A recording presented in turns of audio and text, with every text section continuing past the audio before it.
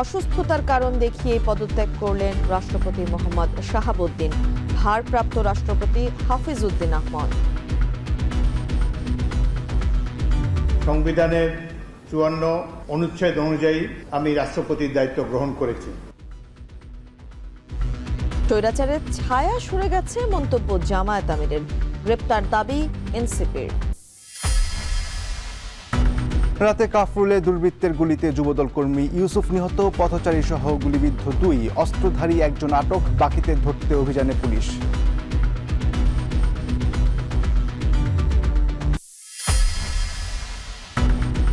ভয়াবহ বন্যায় বিধ্বস্ত পর্যটন জেলা বান্দরবান। সবচেয়ে ক্ষতিগ্রস্ত যোগাযোগ ব্যবস্থা, সংস্কারে প্রয়োজন শত কোটি টাকা। স্বল্পমেয়াদে আমাদের প্রায় এইটা মেরামতের জন্য আমাদের ১৪ কোটি টাকা প্রয়োজন।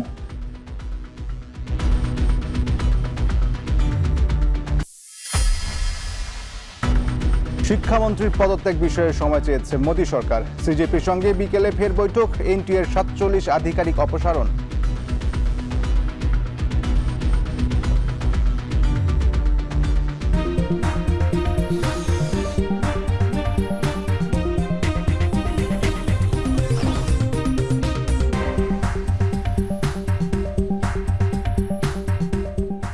স্বাগত এখন সকালে। পুরো আয়োজনে আপনাদের সঙ্গে আছে আমরা দুজন, আমি ইশতিয়াক আহমেদ এবং আমি তানজিলা খান মীম। বিশ্বের সবচেয়ে মজবুত আরএফএল ল্যাডার, যা 6061 গ্রেড অ্যালুমিনিয়ামে তৈরি। শক্তিশালী এমএস ক্রসবার নিশ্চিত করে সর্বোচ্চ নিরাপত্তা। RFL ladder. রাজধানীতে দুর্বৃত্তদের গুলিতে ইউসুফ আলী নামে যুবদলের এক কর্মী নিহত হয়েছেন। শুক্রবার রাত 11:30টার দিকে মিরপুর ১৩ নম্বরে এ ঘটনায় আরও ২ জন গুলিবিদ্ধ হয়েছেন। দুর্বৃত্তদের ধাওয়া করে একজনকে ধরে পুলিশের কাছে সোপর্দ করেছে এলাকাবাসী। বাকিদের ধরতে অভিযান অব্যাহত রয়েছে বলে জানিয়েছে পুলিশ। আরও জানাচ্ছেন সানিম মৃধা। ভাই ইউসুফ আলীকে হারিয়ে এভাবেই কান্নায় ভেঙে পড়েন ছোট ভাই মাসুদ। কথা ছিল শীঘ্রই বিয়ের পিঁড়িতে বসবেন বড় ভাই, তবে দুর্বৃত্তির গুলিতে তার এমন চলে যাওয়া কোনোভাবেই মানতে পারছেন না পরিবারের সদস্যরা। কারা কে ভাই মারছে আমি নাম বলতে পারতেছি না। এই সব লোক এখনো কেন প্রকাশ্যে এরকম গুলিবিদ্ধি করে? এইখানে প্রকাশ্য ৩ জন মানুষের গুলি করছে, আর হয়তো আরও হইতে পারে। অনেকের মানুষের প্রতিনিয়তই মানুষ মারা যেতেছে। এটা আমি সুষ্ঠু বিচার চাই আর কি। প্রত্যক্ষদর্শীর ভাষ্য মতে শুক্রবার রাত 11:30টার দিকে কাফরুল এলাকার অপেক্স গার্মেন্টসের পাশে আড্ডা দিচ্ছিলেন ইউসুফ ও স্থানীয় যুবদলের নেতাকর্মীরা। তবে ৪ থেকে ৫ জন ব্যক্তির সন্দেহজনক হাঁটাচলা দেখে ডাক দিলে তাদেরকে লক্ষ্য করে গুলি ছোড়ে দুর্বৃত্তরা। সুবাই আবার একটারে হাত ধরছে যে দাঁড়া ভালোভাবে কথা বল, কারা তোরা। এমতো অবস্থায় আমরা ফুটেছিলাম, ও ইউসুফবার থেকে একটু হসকে রাস্তায় নামে অস্ত্র বের করে গুলি করছে। ওর সাথে হয়তো আরও ৪-৫ জন ছিল ওরা। এর মধ্যে গুলি লাগায় ইউসুফ আলীকে গুরুতর অবস্থায় ঢাকা মেডিকেল কলেজ হাসপাতালে নেওয়া হলে চিকিৎসক তাকে মৃত ঘোষণা করেন। এই ঘটনায় ফুটপাতে কাপড় ব্যবসায়ী মনির হোসেন ও সবজি ব্যবসায়ী নালাম সর্দার নামে আরও ২ জন গুলিবিদ্ধ হন। টুলে বসা ছিল, তখন দেখে অনেক ক্যানজাম চলতেছে সাইডে। তখন আব্বু করছে কি বইসে কাঁচামাল বিক্রি করতেছে, আর একজন দেখতেছে নিতে আছে।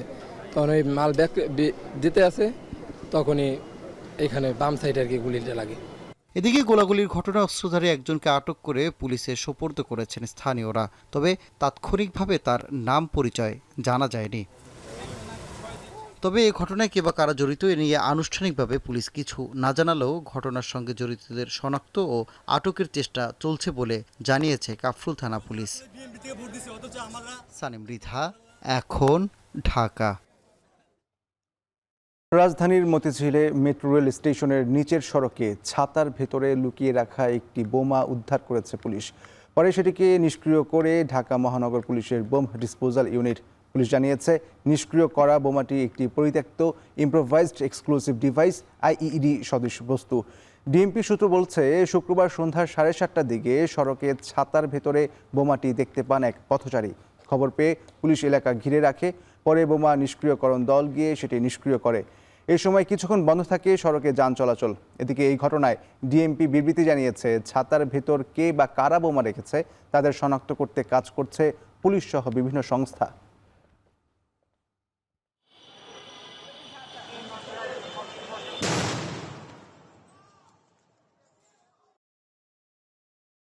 পদত্যাগ করলেন দেশের 22তম রাষ্ট্রপতি মোহাম্মদ শাহাবুদ্দিন।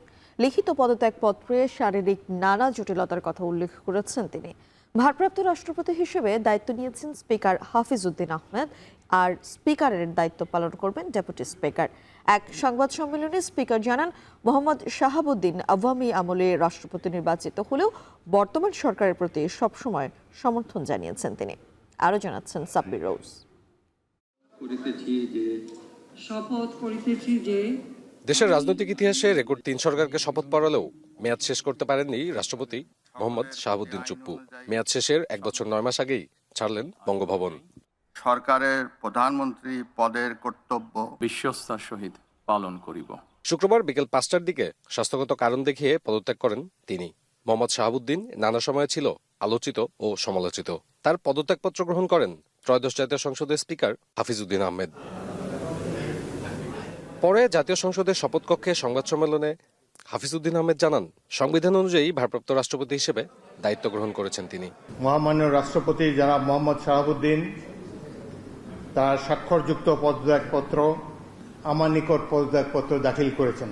ফলশ্রুতিতে সংবিধানের 54 অনুচ্ছেদ অনুযায়ী আমি রাষ্ট্রপতির দায়িত্ব গ্রহণ করেছি। তিনি বলেন, মোহাম্মদ শাহাবুদ্দিন মাফিয়া সরকারের আমলে নির্বাচিত হলেও জনগণের ভোটে নির্বাচিত বর্তমান সরকারের প্রতি শ্রদ্ধাশীল ছিলেন। তিনি মাফিয়া সরকারের আমলে নির্বাচিত হলেও বর্তমানে জনগণের ভোটে যে সরকার নির্বাচিত হয়েছে তার প্রতি তিনি সমর্থন এবং শ্রদ্ধা প্রকাশ করেছেন সবসময়। আমি তার মঙ্গল কামনা করি। স্পিকারের পদ শূন্য থাকায় ত্রয়োদশ জাতীয় সংসদের স্পিকারের দায়িত্ব পালন করবেন deputy speaker barrister Kaiser Kamal. Deputy speaker সাহেব তিনিও যখন ডেপুটি স্পিকার হিসেবে শপথ নেন, শপথের অংশে বর্ণিত থাকে যখন বলা হবে কোনো কারণে যখন স্পিকারের চেয়ার শূন্য থাকবে তখন ডেপুটি স্পিকার স্পিকারের পদের দায়িত্ব পালন করবেন। 2024 সালে 5 আগস্টের রাজনৈতিক পট পরিবর্তনের পর থেকেই রাষ্ট্রপতি মোহাম্মদ শাহাবুদ্দিনের পদত্যাগ নিয়ে নানা আলোচনা শুরু হয়, যার ইতি ঘটল অবশেষে। সংবিধানের নিয়ম অনুযায়ী রাষ্ট্রপতির পদ শূন্য থাকলে এর 60 থেকে 90 দিনের মধ্যে নির্বাচন করতে হয়। অন্তর্বর্তীকালীন সময়ে সংবিধানের 54 অনুচ্ছেদ অনুযায়ী রাষ্ট্রপতির দায়িত্ব পালন করবেন জাতীয় সংসদের স্পিকার। এখন জাতীয় সংসদের সদস্যদের মাধ্যমে নির্বাচিত হবেন দেশের পরবর্তী রাষ্ট্রপতি। সাব্বির রোজ, এখন, ঢাকা। রাষ্ট্রপতির পদ থেকে মোহাম্মদ শাহাবুদ্দিনের পদত্যাগে জাতির উপর থেকে স্বৈরাচারের ছায়া সরে গেছে বলে মন্তব্য করেছেন জামায়াত আমির ডাক্তার শফিকুর রহমান। সন্ধ্যায় নিজ বাসভবনে সংবাদ সম্মেলনে কথা বলেন তিনি। অন্যদিকে এনসিপি ও এবি পার্টি সাবেক এই রাষ্ট্রপতিকে দেশ ত্যাগের সুযোগ না দিয়ে বিচারের মুখোমুখি করার দাবি জানিয়েছেন। বিস্তারিত প্রতিবেদনে। অবশেষে বঙ্গভবন অধ্যায় শেষ করলেন দেশের 22তম রাষ্ট্রপতি মোহাম্মদ শাহাবুদ্দিন। তার পদত্যাগের ঘটনাকে স্বাগত জানিয়েছে বিভিন্ন রাজনৈতিক দল। সন্ধ্যায় নিজ সরকারি বাসভবনে এক সংবাদ সম্মেলনে বিরোধী দলীয় নেতা ও জামায়াতের আমির ডাক্তার শফিকুর রহমান বলেন, অনেক আগেই মোহাম্মদ শাহাবুদ্দিনের পদত্যাগের দাবি উঠলেও বিএনপি তাকে রেখে দিয়েছিল। তবে দেরিতে হলেও তার পদত্যাগের মধ্য দিয়ে জাতির উপর থেকে স্বৈরাচারের কালো ছায়া সরেছে। দেরিতে হলেও জাতির ঘাট থেকে স্বৈরাচারের একটা কালো ছায়া সরে গেল। এই জন্য আমরা আল্লাহ তাআলার শুকরিয়া আদায় করি, কারণ তিনি প্রেসিডেন্ট থাকা অবস্থায় অনেকগুলো অঘটন ঘটেছে।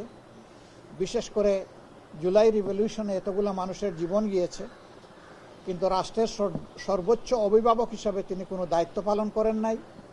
শুধু নীরবতা না, জনগণ মনে করে যে তিনি এই অপকর্মের মদতদাতাও ছিলেন। ভারপ্রাপ্ত রাষ্ট্রপতি হাফিজউদ্দিন আহমেদকে নিরপেক্ষভাবে দায়িত্ব পালন করার আহ্বান জানান জামায়াত আমির। আশা প্রকাশ করেন যেন পরবর্তী রাষ্ট্রপতি তোষামতকারী কেউ না হন। আমরা তো প্রেসিডেন্টের মর্যাদায় প্রেসিডেন্টকে দেখতে চাই, কোনো তুষামতকারী দেখতে চাই না। এবং আমরা যে রিফর্মের কথা বলছি সেই তুষামুদের জায়গাটাকেই শেষ করে দেওয়ার জন্য বলছি। আমরা বলছি যার যার জায়গায় সবাই সম্মানিত এবং দায়িত্বপ্রাপ্ত, তারা অন্য কারো কাছে মাথা নত করে কোনো দায়িত্ব পালন করবেন না। এদিকে নেত্রকোনায় সাংবাদিকদের নাহিদ ইসলাম বলেন, ফ্যাসিস্টের দোসর শাহাবুদ্দিনকে অসুস্থতার নামে সেফ এক্সিট দেয়া যাবে না। শারীরিক অসুস্থতার নামে বা কোনো ধরনের অজুহাতে এই ফ্যাসিস্টের দোসর রাষ্ট্রপতি চুপ্পুকে কোনো ধরনের সেফ এক্সিট বা বিদেশ যাতে পলাতে না পারে সেই জন্য সজাগ দৃষ্টি রাখতে হবে এবং সরকারকে অনতিবিলম্বে এই ফ্যাসিস্টের দোষর রাষ্ট্রপতিকে গ্রেফতার করতে হবে। সন্ধ্যায় রাজধানীতে এক সংবাদ সম্মেলনে এনসিপির সদস্য সচিব আক্তার হোসেন বলেন, সদ্য পদত্যাগী রাষ্ট্রপতিকে বিচারের আওতায় না আনা গেলে আইনের উপর আস্থা হারাবে জনগণ। আর দলটির মুখ্য সমন্বয়ক নাসিরউদ্দিন পাটোয়ারি অবিলম্বে মোহাম্মদ শাহাবুদ্দিনকে গ্রেফতারের দাবি জানান। এই শাহাবুদ্দিন চুপ্পু যদি সুযোগ পায় তাহলে এখনো এই ফেসিবাদকে বাংলাদেশে ফিরিয়ে নিয়ে আসার জন্য সব ধরনের সুযোগ এবং সব ধরনের কার্যক্রমের সাথে সে নিজেকে সম্পৃক্ত রাখবে। এ কারণে এই শাহাবুদ্দিন চুপ্পু তিনি শুধু পদত্যাগ করেছেন রাষ্ট্রপতির পদ থেকে, এটাই যথেষ্ট নয়। আমরা আজকের এই সংবাদ সম্মেলন থেকে সরকারের কাছে আমরা দাবি জানাচ্ছি যে অবিলম্বে এই শাহাবুদ্দিন চুপ্পুকে গ্রেফতার করতে হবে এবং বিচারের আওতায় নিয়ে আসতে হবে। রাষ্ট্রপতি পদত্যাগ করেছে ভালো কথা, কিন্তু রাষ্ট্রপতিকে গ্রেফতার করতে হবে। তো এটাতে বিএনপি যদি তাকে কোনো স্কিপ পয়েন্ট দিতে চায় যে ঠিক আছে পদত্যাগ করেছে এখন বিদেশে পাঠিয়ে দেওয়া হবে বা কোনো কিছু, তাহলে এটা বুমেরাং হবে বিএনপির জন্য। তবে আমরা রাজপথে থাকব, আমরা রাষ্ট্রপতির যাতে তাকে গ্রেপ্তার করা হয় সেই বিষয়টি নিশ্চিত করার জন্য ইনশাআল্লাহ রাজপথে থাকব। অন্যদিকে মোহাম্মদ শাহাবুদ্দিনের বিরুদ্ধে থাকা অভিযোগ নিষ্পত্তি না হওয়া পর্যন্ত তাকে দেশত্যাগ করতে না দেওয়ার আহ্বান জানিয়েছেন এবি পার্টির সাধারণ সম্পাদক ব্যারিস্টার ফুয়াদ।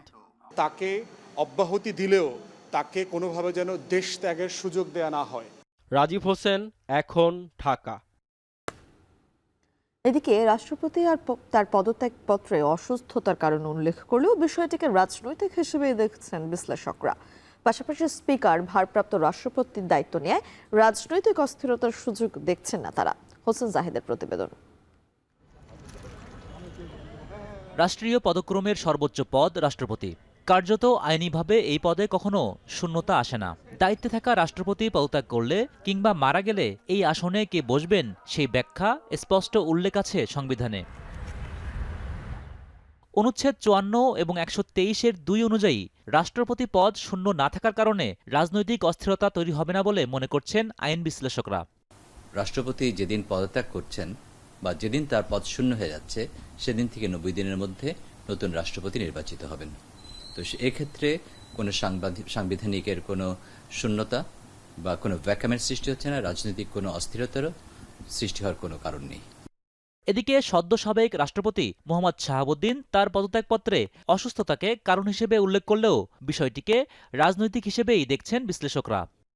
শেখ হাসিনার বাংলাদেশে ফেরার যে একটা বড় ধরনের উনি বলছেন উনি ফিরবেন এই ডিসেম্বরের মধ্যে, তখন আসলে নিজস্ব লোক প্রেসিডেন্ট থাকাটা বিএনপির জন্য হয়তো জরুরি। এর পাশাপাশি রয়েছে নির্বাচনের পরবর্তী নির্বাচনের আগে, যদি এর আগেই ওনার মেয়াদ শেষ হয়ে যেত, কিন্তু তারপর আমার কাছে মনে হচ্ছে রাজনৈতিক হিসেব নিকেশে এখন রাষ্ট্রপতি সরানোটা বিএনপির জন্য খুব অপরিহার্য হয়ে পড়েছিল। আপাতত স্পিকার অস্থায়ী রাষ্ট্রপতি দায়িত্ব পালন করলেও সংবিধান অনুযায়ী পরবর্তী ৯০ দিনের মধ্যে রাষ্ট্রপতি নির্বাচনের বাধ্যবাধকতা আছে। হোসেন জাহিদ, এখন, ঢাকা। ৩ বছর দায়িত্ব পালনকালে ৩ সরকার প্রধানকে শপথ পড়ানো রাষ্ট্রপতি মোহাম্মদ শাহাবুদ্দিন মেয়াদ শেষ হওয়ার আগেই পদত্যাগ করলেন। বর্ণিল বলা না গেলেও ঘটনাবহুল নিয়োগের চমক থেকে শুরু করে যে যাত্রার আলোচিত সমালোচিত সে অধ্যায়ের সমাপ্তি হলো পদত্যাগের মধ্য দিয়ে। সে পথ চলার চুম্বক অংশ তুলে ধরেছেন তানজিলা খান মিম। এই পাবনার এই সন্তানের মাথায় এই দায়িত্বটা পড়বে এ তো আমার কল্পনার বাইরে। আমি তো কিংকর্তব্য বিমূঢ়।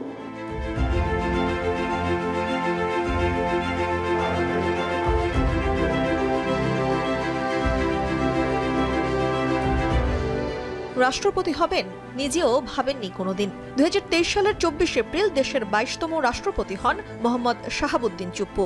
রাষ্ট্রপতি হওয়ার পরেও বিভিন্ন সময় আনুগত্য প্রকাশ করেন আওয়ামী সরকারের কাছে। এ নিয়ে বিভিন্ন মহলে সে সময়ই আলোচিত সমালোচিত হয়েছিলেন মোহাম্মদ শাহাবুদ্দিন চুপ্পু। গত ৩ মাস ধরে মাননীয় প্রধানমন্ত্রীকে সালাম করতে গেলে উনি আমার সালাম নিতেন না। তা আমি দেখতাম যে ওনার চরণের ধুলো আমি পাই না।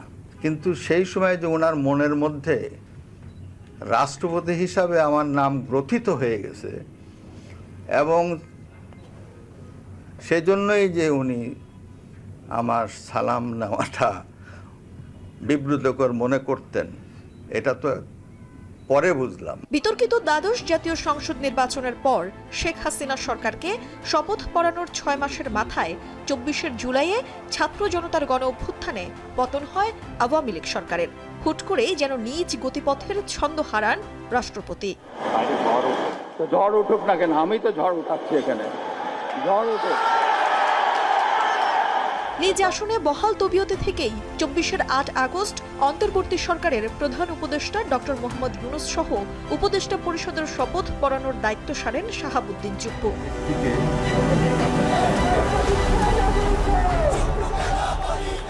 রাষ্ট্রপতির পদত্যাগের দাবিতে 22 অক্টোবর থেকেই ভিন্ন ভিন্ন ব্যানারে শাহবাগ ও বঙ্গভবনের সামনের সড়কে অবস্থান নেন বিক্ষোভকারীরা। সমর্থন আসে বিভিন্ন সংগঠন ও শিক্ষার্থীদেরও। বারবার গুঞ্জন ওঠে রাষ্ট্রপতি পদত্যাগের। এছাড়াও তিনি ভালো নেই বা তার ভালো লাগে না বলেও জানিয়েছিলেন দেশবাসীকে। বিভিন্ন সময় মানুষের কাছে ভুল বার্তা ও রাষ্ট্রপতিকে অপসারণের মতো খবরে অপমানিত বোধ করেছেন বহুবার। নির্বাচন হয়ে গেলে দায়িত্ব ছেড়ে দেওয়ার জন্য মানসিকভাবে প্রস্তুতিও নিয়ে রেখেছিলেন আগেভাগেই। সকলের প্রতি আইন অনুযায়ী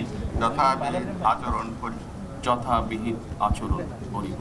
চলতি বছরের 17 ফেব্রুয়ারি দেশের 11তম প্রধানমন্ত্রী তারেক রহমানকে শপথ পড়ানোর পর আবারও প্রশ্ন ওঠে শাহাবুদ্দিন চুপ্পুকে নিয়ে।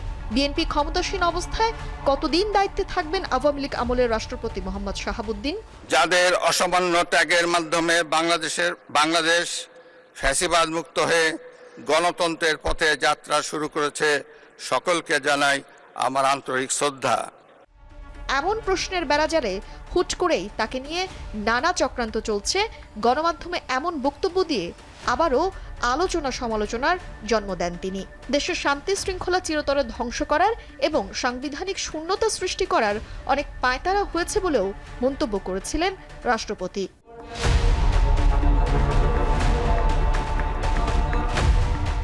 প্রধানমন্ত্রী তারেক রহমানের সঙ্গে বেশ কয়েকবার সৌহার্দ্যপূর্ণ আলাপনে দেখা গেলেও সব জল্পনা কল্পনার অবসান ঘটিয়ে পদত্যাগপত্রে অসুস্থতার কারণ দেখিয়েই দায়িত্ব থেকে বিদায় নিলেন 3 সরকারের আমলে দায়িত্ব পালন করা এই রাষ্ট্রপতি। তানজিলা খান মিম, এখন, ঢাকা। এবারে অন্য প্রসঙ্গ। ভয়াবহ বন্যার পানি নেমে গেলেও বান্দরবানে রয়ে গেছে ধ্বংসযজ্ঞের চিহ্ন।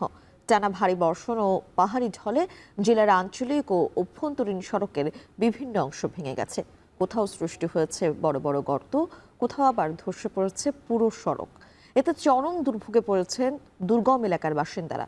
ক্ষতিগ্রস্ত সড়কগুলো সংস্কারের প্রয়োজন শত কোটি টাকার বেশি। বিস্তারিত থাকছে প্রতিবেদনে। টানা ভারী বর্ষণ আর পাহাড়ি ঢলে বান্দরবানের সড়ক যোগাযোগ ব্যবস্থা কার্যত বিপর্যস্ত। জেলার বিভিন্ন আঞ্চলিক ও অভ্যন্তরীণ সড়ক কোথাও ভেঙে গেছে, আবার কোথাও ধসে গেছে বড় অংশ। সড়কের নিচে মাটি সরে তৈরি হয়েছে ঝুঁকিপূর্ণ পরিস্থিতি। জীবনের ঝুঁকি নিয়েই চলাচল করছেন স্থানীয় বাসিন্দারা। বন্যায় সবচেয়ে ক্ষতিগ্রস্ত হয়েছে পার্বত্য চট্টগ্রাম উন্নয়ন বোর্ড, সড়ক ও জনপথ বিভাগ এবং স্থানীয় সরকার প্রকৌশল অধিদপ্তরের আওতাধীন সড়কগুলো। সংশ্লিষ্ট বিভাগগুলোর তথ্য মতে পার্বত্য চট্টগ্রাম উন্নয়ন বোর্ডের 25 কিলোমিটার সড়কে প্রায় 21 কোটি টাকা, সড়ক ও জনপথ বিভাগের 65 কিলোমিটার সড়কে প্রায় 72 কোটি টাকা এবং এলজিইডির 90 কিলোমিটার সড়কে প্রায় 40 কোটি টাকার ক্ষয়ক্ষতি হয়েছে। এছাড়াও ক্ষতিগ্রস্ত হয়েছে অসংখ্য সেতু ও কালভার্ট। বান্দরবান জাতীয় সড়ক অনেক রাস্তাঘাট অনেক ভেঙে নষ্ট হয়ে গেছে। 8-9 দিন পর্যন্ত যখন বৃষ্টি হচ্ছে তখন রাস্তা ভেঙে গেছে, আমাদের যাতায়াত করতে কষ্ট হয়। যে কোনো একটা মোটরসাইকেল আসলে ক্রসিং করতে আমাদের সমস্যা হয়। এখানে সামান্য একটা দুইটা টমটম সাইড দিতেও পারে না, জায়গা নাই। এদিকে বন্যায় ক্ষতিগ্রস্ত সড়কগুলোর তালিকা করা হয়েছে। প্রয়োজনীয় বরাদ্দ পেলেই দ্রুত সংস্কার শুরু হবে বলে জানিয়েছেন সংশ্লিষ্ট কর্মকর্তারা। প্রাক্কলন রেডি হলে পরে আমরা ঢাকায় বরাদ্দের জন্য পাঠাবো। বরাদ্দ পেলে তারপর আমরা মেইনটেনেন্সের কাজ শুরু করব।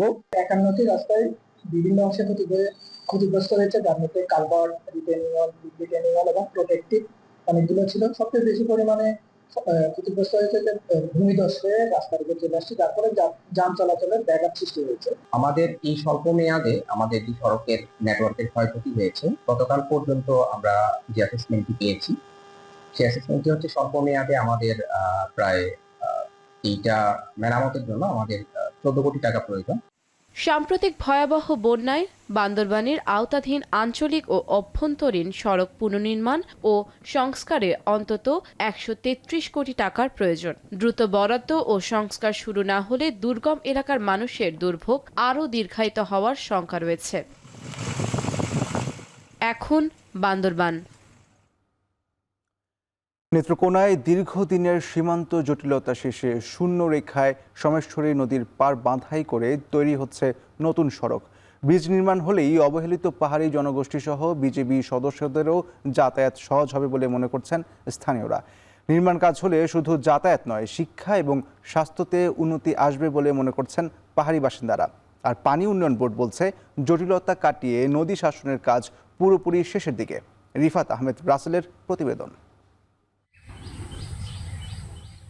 2025 সালের 16 এপ্রিল ভবানীপুর সীমান্তের শূন্যরেখায় কাঁটাতারের বেড়া দিয়ে চলাচলের পথ বন্ধ করার চেষ্টা করে ভারতীয় বিএসএফ। পরে বিজিবি ও স্থানীয়দের বাধায় পিছু হাঁটে তারা। সীমান্তের এই শূন্যরেখা কয়েক হাজার বাসিন্দার চলাচলের একমাত্র পথ। অবশেষে শূন্যরেখার উপরে দেশের মাটিতেই নির্মিত হচ্ছে রাস্তা। সোমেশ্বরী নদীর পার বাধাই করে সড়ক নির্মাণের কাজ অনেকটাই এগিয়ে। ফলে দুর্গাপুরের ভবানীপুর গ্রামবাসীর দীর্ঘ 55 বছরের দুঃখ নিরসন হবে। উজানের পাহাড়ি ঢলে দিনে দিনে ছোট হয়েছে গ্রামটি। একদিকে পাহাড়ি ঢল ও অপরিকল্পিত বালু উত্তোলনে নদীর ভাঙনের ফলে পাহাড়ি জনগোষ্ঠীর চলাচলের সড়ক না থাকায় শূন্যরেখা ছিল একমাত্র ভরসা। বিজয়পুর আইসাবাদ নৌকা দিয়ে আসতে হয়, রাস্তাঘাট খুব খারাপ অবস্থা। কোনো বাচ্চা কাচ্চা স্কুলে পাঠাইতে পারতাছি না, রাস্তাঘাট সমস্যা। নতুন যে ব্রিজ আসছিল একটা, সেটাও ভেঙে গেছে। গ্রামের মানুষের চলাচলের একমাত্র ব্রিজটি পানির তরে ভেঙে গেছে। ফলে যাতায়াত থেকে শুরু করে সবকিছুতেই ভোগান্তির শিকার পাহাড়ি জনগোষ্ঠী। সীমান্তে থাকা বিজিবি সদস্যদেরও দুর্ভোগের শেষ নেই। অবশেষে বিজিবির মধ্যস্থতায় পানি উন্নয়ন বোর্ডের উদ্যোগে নদীর ভেতরেই তৈরি হচ্ছে রাস্তা। ইতিমধ্যে সড়ক নির্মাণের সড়ক বিভাগ এবং এলজিইডির কাছেও প্রস্তাবনা পাঠানো হয়েছে। এখন নদী শাসনের কাজ শেষ পর্যায়ে, পরবর্তীতে এখানে একটা ব্রিজ হবে। নতুন রাস্তা যদি হয় তাতে আমাদের সুবিধাই হবে, ভালো হবে। তাড়াতাড়ি জানি সম্ভব ওই রাস্তাটা হইলে আমরা সুবিধা হইব। শূন্যরেখায় 55 মিটার দূর দিয়ে 1440 মিটার সড়ক নির্মাণের প্রস্তাব দিয়েছে বিজিবি। সড়ক সম্পূর্ণ হলে গ্রামবাসীর সুফল মিলবে বলে জানায় বিজিবির অধিনায়ক। এদিকে বিলীন হওয়া সড়ক চ্যালেঞ্জ নিয়েই বিজিবির সহায়তায় প্রায় শেষের দিকে বলে জানান পানি উন্নয়ন বোর্ডের নির্বাহী। আমাদের মন্ত্রণালয়ের আদেশক্রমে 2024 সাল থেকে এখানে রোড করার কার্যক্রম চলমান শুরু হয়। এখন পর্যন্ত আলহামদুলিল্লাহ 80% কাজ শেষ হয়েছে এবং অদূর ভবিষ্যতে এই রাস্তাটার কাজ শেষ হবে বলে আমরা প্রত্যাশা করছি। তো আমাদের কাজটুকু শেষ হলে সেখানে এলজিডি একটা রাস্তা নির্মাণ করবে। আমরা গ্রাউন্ডটা ডেভেলপ করে দিয়েছি। এটা ভবানীপুর গ্রামে যাওয়ার যে রাস্তাটা, এই রাস্তাটা এখন পায়ে হেঁটে যেতে পারবে লোকজন। দুর্গাপুর উপজেলার ভবানীপুরে পানি উন্নয়ন বোর্ডের অধীনে 13 কোটি 28 লাখ ও 8 কোটি 64 লাখ টাকা ব্যয়ে 2টি প্যাকেজের আওতায় 55 মিটার মাটি ভরাসহ 360 মিটার নদীর পার বাধাই কাজ চলমান রয়েছে। রিফাত আহমেদ রাসেল, এখন নেত্রকোনা। বিনিয়োগ করেই আয় হওয়ায় সাগরের জাহাজ ব্যবসায় আগ্রহ বাড়ছে বড় শিল্প গ্রুপের। নিজস্ব শিল্পে প্রতিষ্ঠানের পণ্য পরিবহনের পাশাপাশি জাহাজ ভাড়া দিয়ে ভালো আয় হওয়ায় বহর বড় করছে অনেক প্রতিষ্ঠান। যদিও রাজনৈতিক অস্থিরতা ও অনিশ্চয়তায় 2 বছরে বিনিয়োগে কিছুটা ভাটা পড়েছে। করছাড় থাকলেও বাজেটে জাহাজ কেনা ও বিক্রিতে বেশ কিছু পরিবর্তনে বিনিয়োগে প্রভাব পড়বে বলে মনে করছেন সংশ্লিষ্টরা। জাহাজ বাড়াতে স্বল্প সুদের ঋণ ও প্রণোদনা চান তারা। হাজারা শুলির প্রতিবেদন। যে কোনো শিল্পে বিনিয়োগ করলে পুঁজি তুলে আনা বা রিটার্ন পেতে সময় লাগে, তবে জাহাজ পরিচালনার ব্যবসায় এদিক থেকে ভিন্ন। বর্তমানে এ খাতের পরিধি শুধু বাড়ছে না, মধ্যপ্রাচ্যের যুদ্ধের পর সমুদ্র পথে পণ্য পরিবহনের চ্যালেঞ্জের সাথে বেড়েছে আয়ও। যদিও রাজনৈতিক অস্থিরতা ও অনিশ্চয়তার কারণে গেল 2 বছরে এ খাতে বিনিয়োগ কমেছে।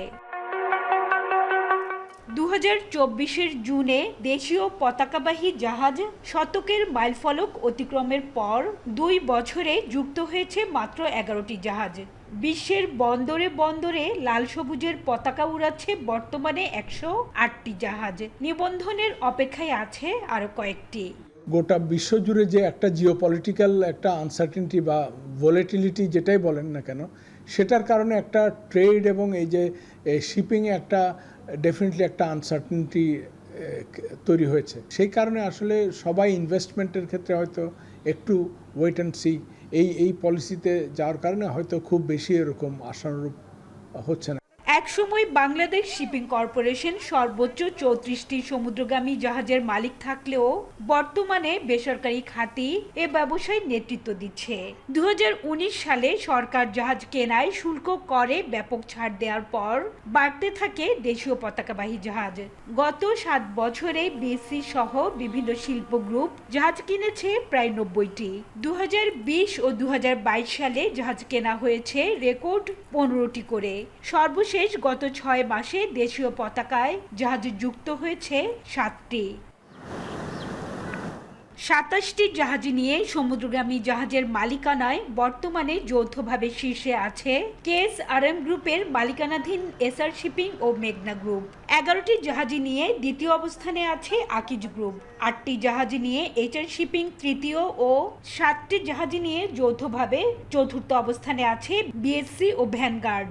যদিও সার্ভেয়ারের উচ্চ সুপারভিশন ফি ও বাংলাদেশি নাবিকদের ভিসা প্রাপ্তিতে জটিলতা দেশীয় পতাকায় জাহাজ ক্রয় ও পরিচালনায় অন্যতম বাধা বলে মনে করেন সংশ্লিষ্টরা। আমরা যেটা চ্যালেঞ্জিং এখন করতেছি, বিভিন্ন দেশে আমাদের ভিসা সমস্যার কারণে আমাদের এখন অনেক জায়গায় ট্রেড করতে আমাদের সমস্যা হচ্ছে। তো যার ফলে আমরা সরকারের কাছে, যদি আইনগতভাবে এটা লেখা ছিল কিন্তু এটা কোনো ক্লিয়ার কোনো ইন্ডিকেশন ছিল না যে কত % কীভাবে নেওয়া হবে। আমরা মাঝে মধ্যে কোনো ক্রাইসিসে পরে নিতে গেলেও এটা আমাদের সরকারের কাছে অনেক টাইম কনজিউমিং। শতক ছড়ালেও অভ্যন্তরীণ চাহিদা পূরণে দেশীয় জাহাজ এখনও পর্যাপ্ত নয়। ফলে প্রতি বছর জাহাজ ভাড়া বাবদ 10 থেকে 12 বিলিয়ন ডলার চলে যাচ্ছে দেশের বাইরে। দেশি পতাকায় জাহাজ ক্রয়ে উৎসাহী করতে স্বল্প সুদে ঋণ ও প্রণোদনা দেওয়ার আহ্বান সংশ্লিষ্টদের। আপনি যদি ন্যাশনাল ফ্ল্যাগ ক্যারি করেন, আপনি যদি হায়ার অ্যামাউন্ট অফ গ্রসটন ক্যারি করেন, সেই গ্রসটন অনুযায়ী একটা প্রণোদনা দিতে হবে। আপনি যদি এখানে বাংলাদেশি সিফার এমপ্লয় করেন, সেখানে একটা প্রণোদনা দিতে হবে, বার্থিং ফ্যাসিলিটি দিতে হবে। গ্লোবালি সবাই দিচ্ছে, এবং এটা না দিলে আপনি ব্যবসায়ীদেরকে উদ্বুদ্ধ না করলে আপনি কোনোদিন বিজনেসকে আপনি এক্সপান্ড করতে পারবেন। এদেরকে এনকারেজ করতে হবে, গভর্নমেন্টকে সফট লোন দিতে হবে। একটা লোন ধরেন আপনি 15 বা 20 বছরের জন্য আপনি দিলেন, 3% ইন্টারেস্টে দেন, ব্যবসায়ীরা সবাই এটা অ্যাভেল করবে। সমুদ্রগামী জাহাজ ব্যবসায় মোট বিনিয়োগ প্রায় 17,000 কোটি টাকা।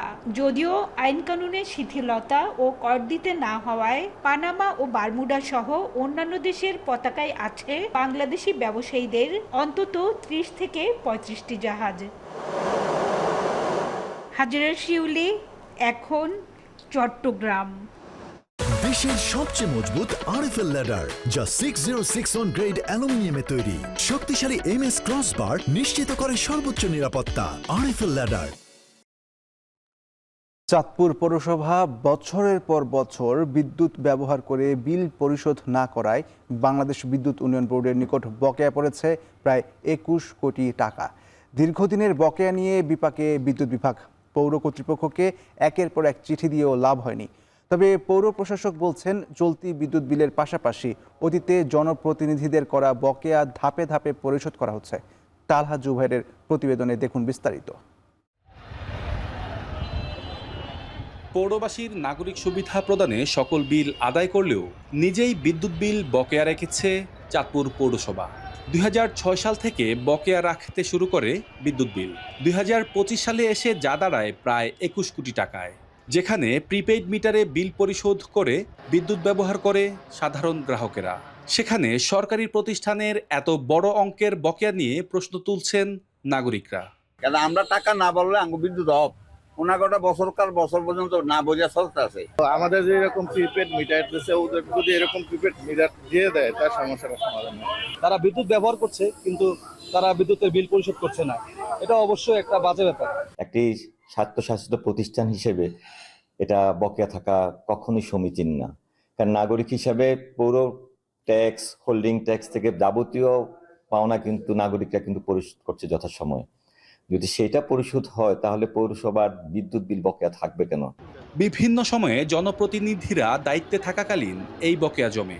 2025 সালে পৌরসভায় প্রশাসক নিয়োগের পর থেকে চলতি বিলের পাশাপাশি প্রতি মাসে বকেয়া প্রায় 10 লাখ টাকা করে পরিশোধ করা হচ্ছে বলে জানান পৌর প্রশাসক। বর্তমানে আরও 17 কোটি টাকা বকেয়া রয়েছে। তবে পৌরসভার যে আয় তাতে বিল বকেয়া থাকার কথা ছিল না বলেও জানান তিনি। চলতি কোনো বিল বকেয়া নেই। এছাড়াও আমরা 21 কোটি থেকে বর্তমানে কিন্তু আমাদের বকেয়া সারচার্জ ছাড়া প্রায় 17 কোটি টাকা, তার মানে আমরা 22 কোটি টাকা থেকে বর্তমানে 17 কোটি টাকা থেকে এসেছি। আমরা কিন্তু চলতি বিলও দিয়ে যাচ্ছি এবং প্রতি মাসে মাসে যে বকেয়া বিদ্যুৎ বিলটা আছে সেটা আমরা পরিশোধ করে যাচ্ছি। তার আদর্শ যদি আমাদের ওইভাবে আদায় হয় তাহলে হয়তো এটা আমরা চেষ্টা করবো যত দ্রুত সম্ভব এটা বকেয়াটা পরিশোধ করা। বিদ্যুৎ বিভাগ বলছে তাদের আওতায় চাঁদপুরে গ্রাহক আছে প্রায় 75,000। এদের মধ্যে প্রায় 90% গ্রাহক প্রিপেইড মিটার ব্যবহার করে। চাঁদপুর পৌরসভার টাকা ছাড়া কোথাও বকেয়া নেই। বকেয়া আদায়ে পৌর কর্তৃপক্ষের সঙ্গে যোগাযোগ অব্যাহত রয়েছে বলে জানান নির্বাহী প্রকৌশলী। পৌরসভার এই বকেয়াটা হচ্ছে 4টা পানির পাম্পের বকেয়া। যেহেতু পানি একটা গুরুত্বপূর্ণ বিষয়, পানির লাইন যদি আমরা সংযোগ বিচ্ছিন্ন করি তাহলে পৌরবাসী একটা পানির দুর্ভোগ পোহাতে হবে। সেই বিবেচনা করে আমরা ওনাদেরকে চিঠি দিয়ে এবং ব্যক্তিগতভাবে যোগাযোগ করে টাকাটা আদায় করার চেষ্টা করছি। সাধারণ গ্রাহকের মতো সরকারি প্রতিষ্ঠানেও সময় মতো বিদ্যুৎ বিল পরিশোধ করা আর্থিক শৃঙ্খলার অংশ। পৌরসভার দীর্ঘদিনের বকেয়া কত দ্রুত পরিশোধ হবে এবং ভবিষ্যতে যাতে নতুন করে বকেয়া না হয় সেটাই প্রত্যাশা নগরবাসীর। তালহা জুবাইর, এখন চাঁদপুর। টানা কয়েকদিনের ভারী বর্ষণে মানিকগঞ্জের 222 হেক্টর জমির ফসল ক্ষতিগ্রস্ত হয়েছে। এর প্রভাব পড়তে শুরু করেছে জেলার সবজির বাজারেও। মাঠ থেকে সরবরাহ কমে যাওয়ায় পাইকারি ও খুচরা উভয় পর্যায়ে বেড়েছে বিভিন্ন ধরনের সবজির দাম। বিস্তারিত জানাতে মানিকগঞ্জ সদর উপজেলার ভাট বাউর সবজির আড়ত থেকে যুক্ত হচ্ছেন আসাদ জামান। আসাদ, একটু জানাবেন বর্তমানে বাজার পরিস্থিতি কেমন, কোন কোন সবজির দাম কেমন, ব্যবসায়ী ও কৃষকরা কি বলছেন?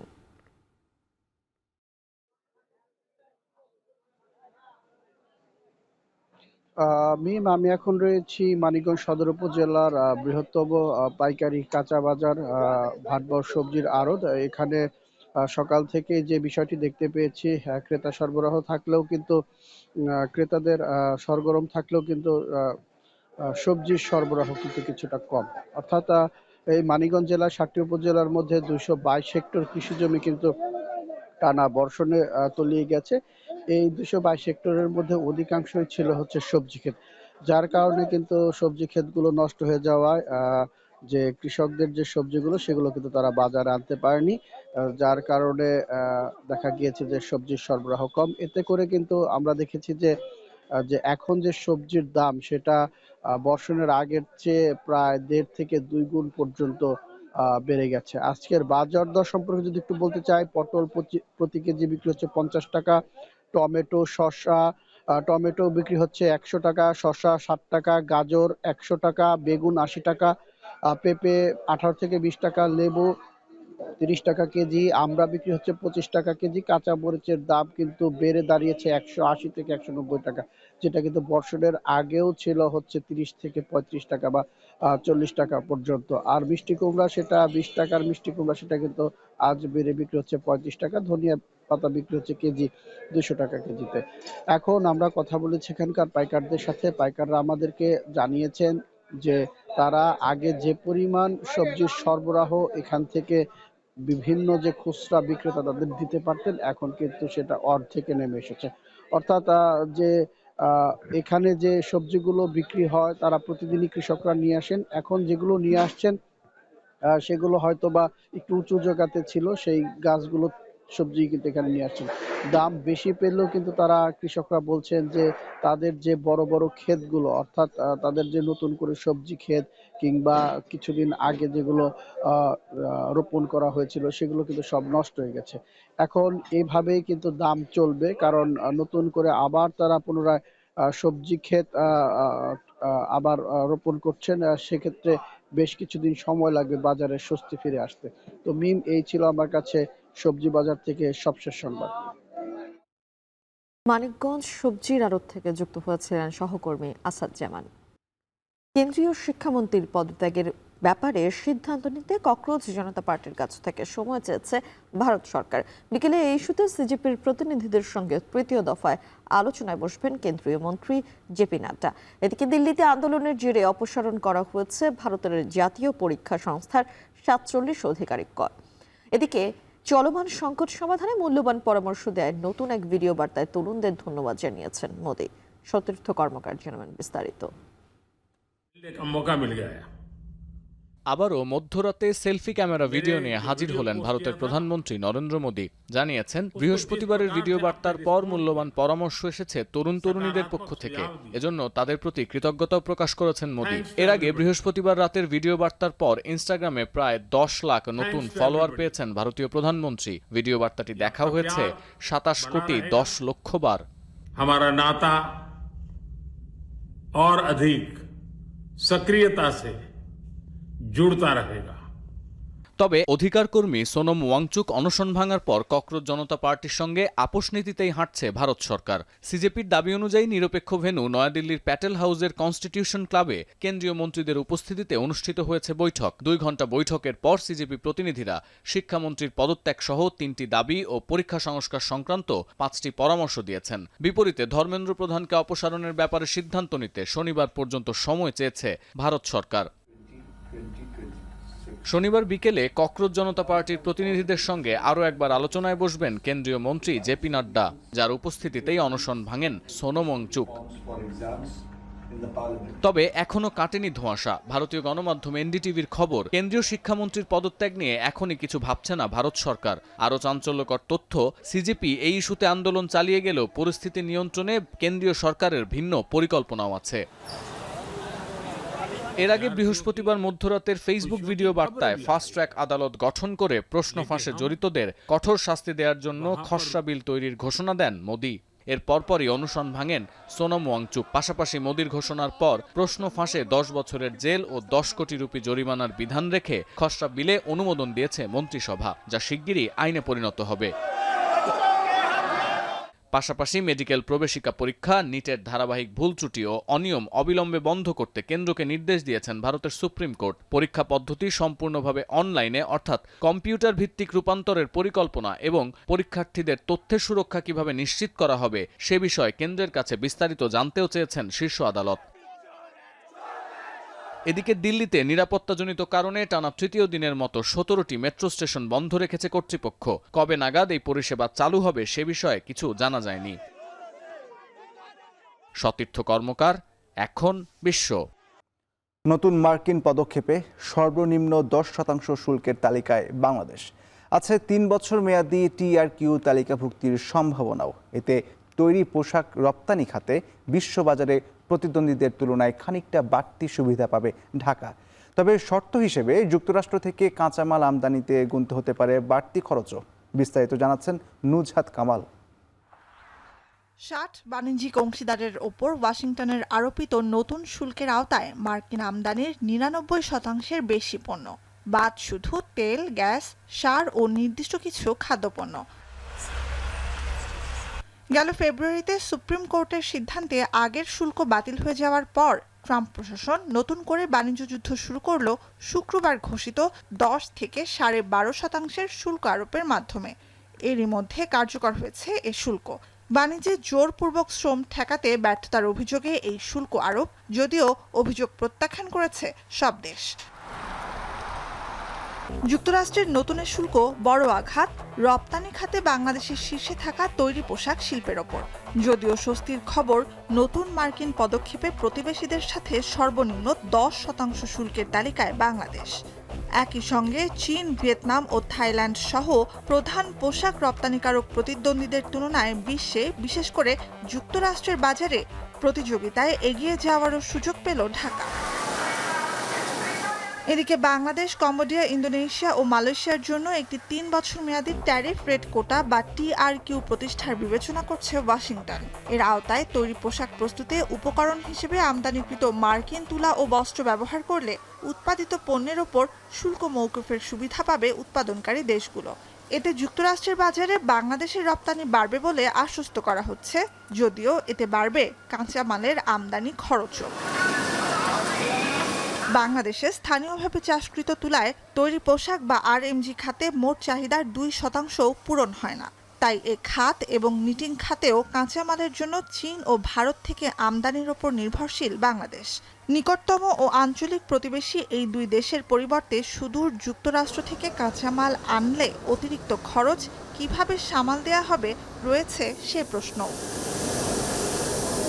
নুজহাত কামাল, এখন বিশ্ব।